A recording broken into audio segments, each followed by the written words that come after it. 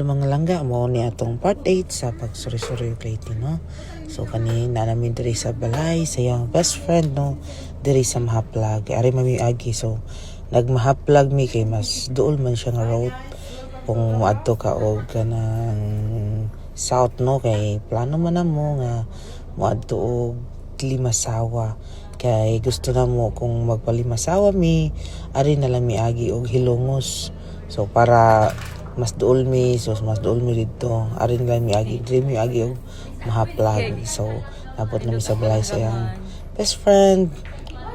Sad to say wala siya, pero wala sa mi nagmahay, no, kay naman yung family, so mabibihon kayo. So nagkuan jud sila, no, nag-effort jud sila.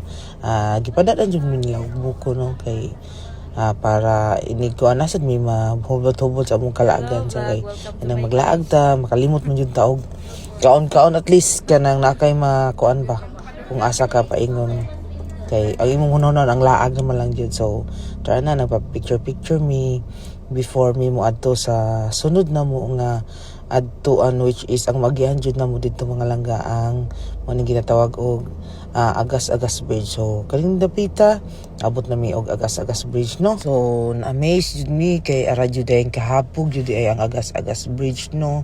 So happy and fortunate jud nga nakaari jud mi nga dapit ka paglaglag na mo lately, nakapit jud mi diri nga lugar, no. Kinsa man say magdahom nga makaabot mi diri sa amo ang pagsuri-suroy. Tuog jud mi nga ari mi agi sa bye-bye mi patuyok mi, pero marag layo man, murag taas na ang among biyaheon. So nagunahon na pud mi atong before ato nga aton lang mi sa Mahaplag, kay napod mi maadto pud mabisita pud ni Weng ang iyang balay sa iyang best friend. Nalingaw mi og paso-paso, picture og taraw sa lugar nindot jud kay siya, no.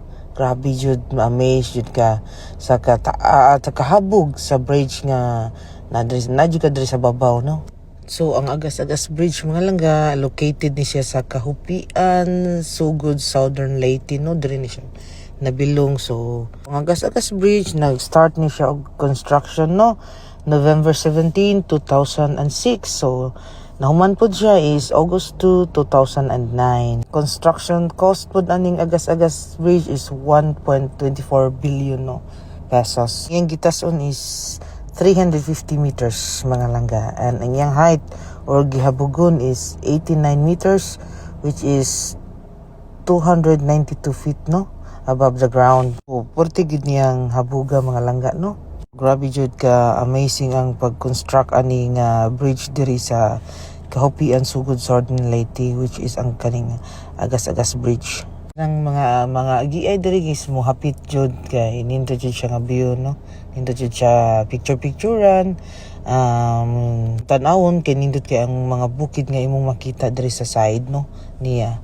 So di po ka mag-uol kay napod na naninda before ang bridge, ko adto man nimo butang ang imong sakyanan, di man ka pwede diha mo park sa tunga. So before ka mag sa bridge is imong ibutang ang sakyanan nimo diri sa may kuan sa bridge before ka makakuan. So try tindahan, dili ka mag-uol kay kuan ra, barato ra ilang balikyan, no. Mga buutan pud kay ang mga manindahay diha sa Agas-Agas Bridge, no. Big jud ang creation ni God, no. Nangindot jud kayong lugar sa kuan dito sa Sugod, no.